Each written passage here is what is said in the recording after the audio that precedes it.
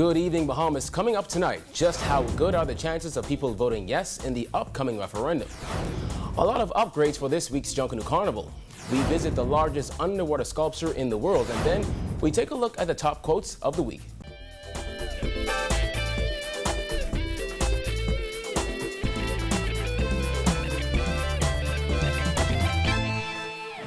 Welcome to our news. I'm Kyle Joaquin. Thanks for joining us.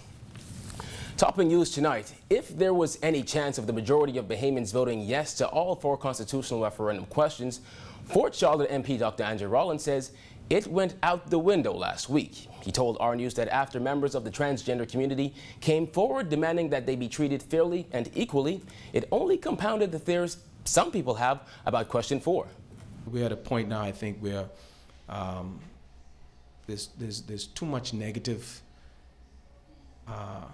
associations with this exercise for it to be successful. In light of mounting concern that Bill number 4 would pave the way for same-sex marriage, Rollins said many who had doubts before will more than likely reject that question, which seeks to end discrimination based on sex.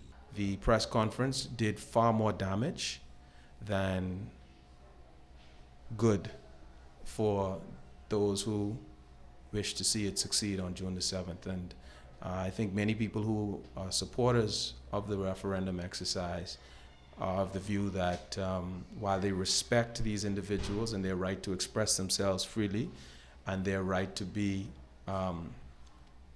unmolested by members of the public, I think they wish that they had not in fact called that press conference. And I believe further that they recognize that an individual who was convicted of having molested a male minor ought not to have been a part of that press conference. He acknowledged that there are some who genuinely want to see gender equality in the Bahamas.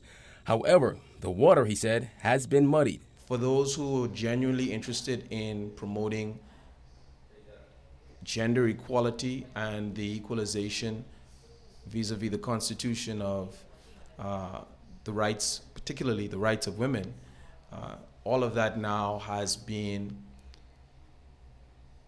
suppressed by the greater interest that is whether we are, as a country, ready for the extreme liberal views that are being proffered by some. There have been some, including religious leaders, who have come out in support of question 4 and the other bills. And while Rollins said people may have not been interested in coming out to vote at all, he feels that people will now show up at the polls just to vote no. Those who may have accepted that it was more about gender equality, now thinking that it's really about promoting a form of social liberalism that many are not prepared at this time to accept. He referred to countries like the U.S., where the Supreme Court made it legal for same-sex couples to wed, saying the Bahamas is trying to keep up with other, more developed countries. We are, as a small country, grappling with much bigger countries that have existed as independent states for a lot longer. We're grappling with their social norms and cultural norms and religious norms being imposed on us as a people who are far more conservative. Well, all the opposition toward the 4 questions in the upcoming constitutional referendum is disappointing and to some extent very silly, according to Theresa Moxie Ingram. The former cabinet minister is the co-chair of the educational committee and said, sadly, there are people who are spreading bad information and not the facts. That's unfortunate because people are making decisions and encouraging others to make decisions based on misinformation. Former member of the Court of Appeal, Dame Joan Sawyer, has come out against the referendum, calling it a waste of time. Moxie Ingram said while she cannot fault Dame Joan for her views, she wished some people would take the opportunity to get the facts. Some of the views that I hear and read about, I find unfortunate because I often say, boy, I wish they'd taken some more time to get the facts. Boy, I wish they'd ask us, the education team, to come in and give the education. Boy, I wish they'd take a little more time to examine the Constitution and to examine the proposals to amend the Constitution. I find that because I find a good deal of the opposition is based on lack of knowledge. And now pastors of Save Our Bahamas have begun campaigning for people to vote no to question 4, which seeks to end discrimination based on sex. Then there are some politicians who are wholly opposed to all 4 questions.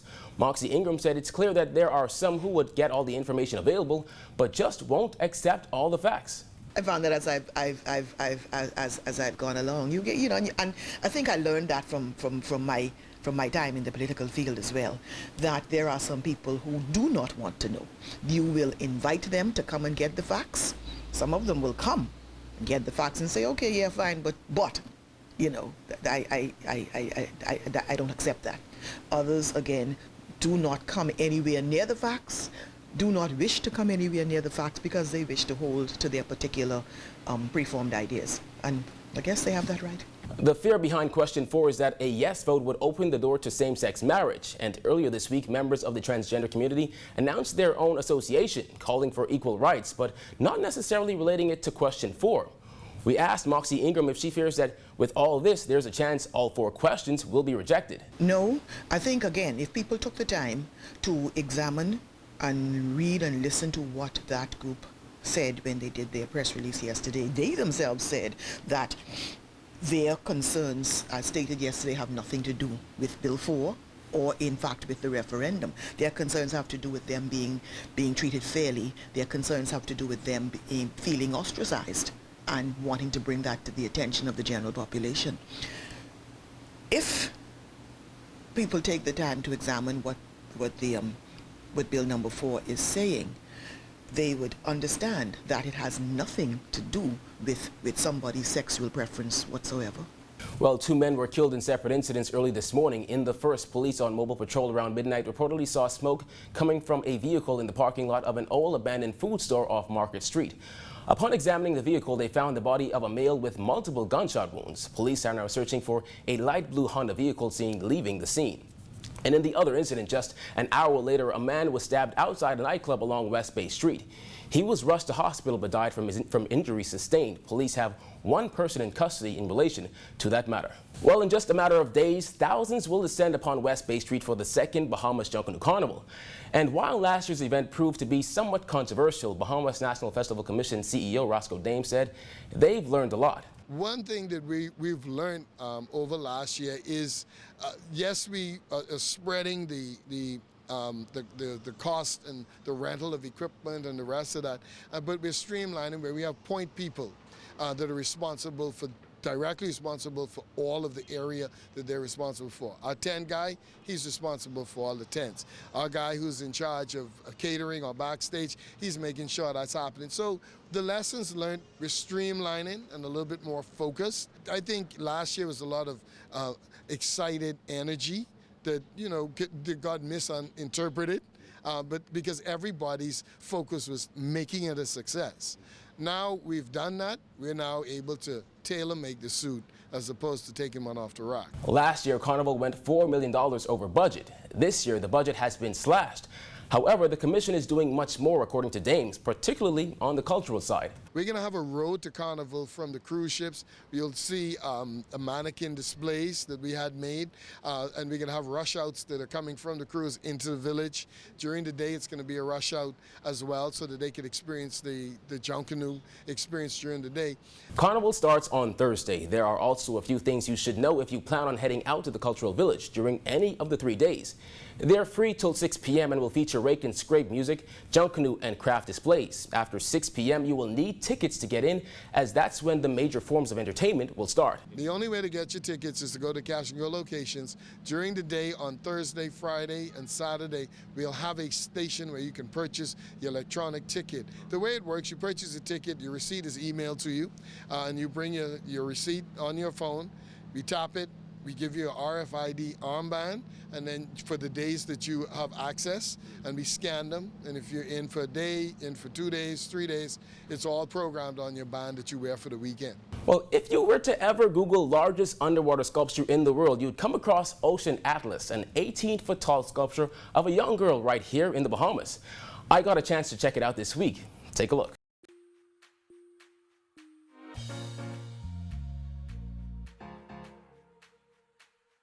Kneeling just below the surface of the water in the sculpture garden just off Clifton's shore, this 60-ton Bahamian girl faces the ocean with one hand in the air, a symbol of the nation's youth leading the way to the future. So Atlas, you're going to see she's facing this way towards the open ocean, and she's like this. She's representing the younger generation. She's holding up the ocean on her shoulders and her arm. She's basically holding up marine conservation. Designed and created by Britain's Jason DeCaris Taylor, the sculpture, so big a flag sits atop with buoys around so it stands out to nearby boatmen. But the beauty is just one in a garden of sculptures in the turquoise waters off southwestern Bahamas. At the Sculpture Garden, it's a really beautiful shallow site just off from Clifton Heritage Park, and there are some artists have placed some sculptures in place, and they've made kind of homes now for the marine life there. So there's plenty of fish swimming around the sculptures. There's also a nice coral reef nearby, and also there's reef balls that have been put in place to help develop the reef in that area. So it's a sight to see then? Definitely a sight to see. So we set out to see the underwater garden that attracts divers from all over the world. And with the help of Haley Jokar and Dom from Stewart's Cove and Andrika Burrows from the Bahamas Reef Environmental Education Foundation, I got my swim mask on and was ready to jump in. Although we went in a boat, we still had to swim to the statue. Alright, we're standing on top of Ocean Atlas, and this is Andrika. Hi! This is the largest underwater sculpture in the world, and I'm about to go down and give her a nice smooch on the cheek. Let's go.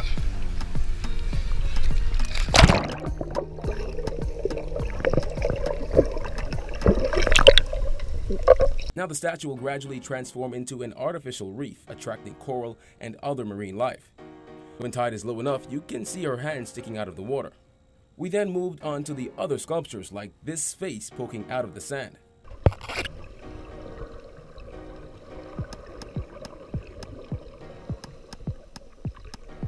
After that, we moved on to this guy.